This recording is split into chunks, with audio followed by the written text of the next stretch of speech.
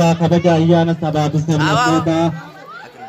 fi sablammootaa uummattootaa fi Itoophiyaa sababeeffannee Ofiilee garaagaraa qabannee dhiyaanneetu jira. Sadaasa 22 bara 2015 guyyaa hundeeffama sabaa fi sablammootaa fi uummattoota Itoophiyaa kan 17ffaadhaan naannoo Sidaamaatti kabajamaati jira.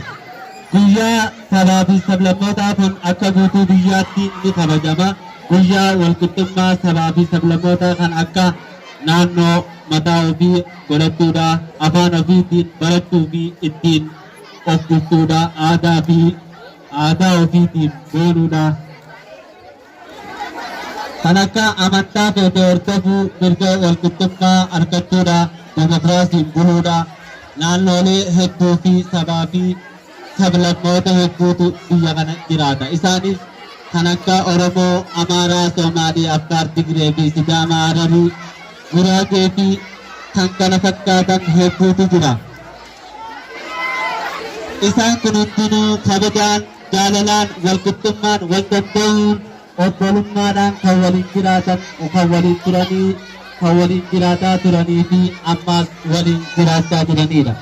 Kanaafuu guyyaan kun guyyaa walqixxummaa sabaa fi sablammootaa fi uummata Itoophiyaa mirga ofiitiin of bulchuu, afaan ofiitiin barachuu fi barsiisuu, afaan ofiitiin barreessuu, heeraa fi seera baafachuu, aadaa fi afaan keetiin jiraachuu, jireenya aadaa fi afaan keetiin jiruu fi jireenya kee oofachuu fi mirga argachuuti. Kanaafuu guyyaa sabaa fi sablammootaa fi uummattoota Itoophiyaa jennee kabajaa jirra.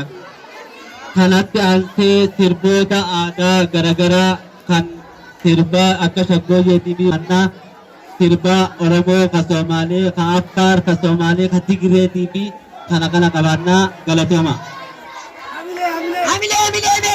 Mooraalii keessa mooraalii.